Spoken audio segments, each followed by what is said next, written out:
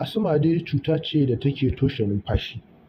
Wannan cuta wato asma har yanzu ba a gano maganin da ke warkar da ita ba. Mutanen da ake cikin hatsarin kamuwa da wannan cuta sun haɗa da ma'aikatan kamfanin siminti, ma'aikatan kamfanin sarrafa shinkafa, ma'aikatan titi, ma'aikata leburori, masu aikin gini, ma'aikatan gona masu sarrafa gero, dawa, masara, alkama, dusa za su iya kamuwa da wannan cuta da take toshe numfashi wato asma.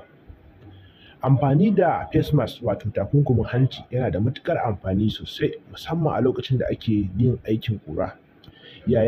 Me yake faruwa ake kamuwa da wannan?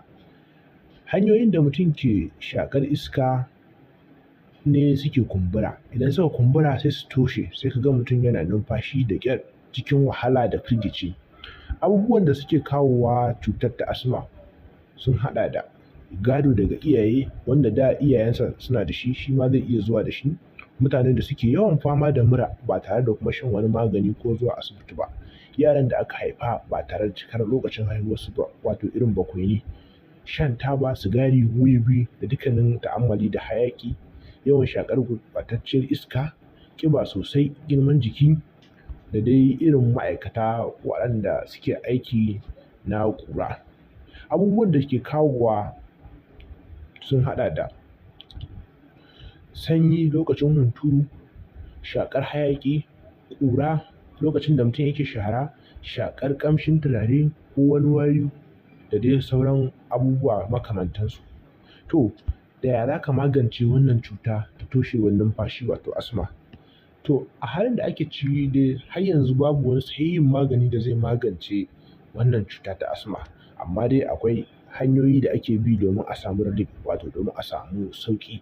Ana amfani da inhaler wato wani magani da ake shaƙa, shine babban hanya ta farko da ake amfani da ita domin buɗe hanyoyin iska lokacin da suka toshe wato a lokacin da mutum ya samu da wannan attack na asma.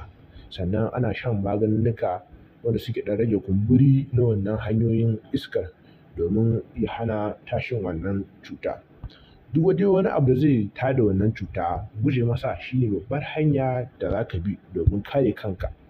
To wannan kenan. Kada a manta idan kana da tambaya ka rubuta mana a comment section, sannan a yi mana subscribing, a yi liking, a sharing domin wasu su amfana. Mun gode.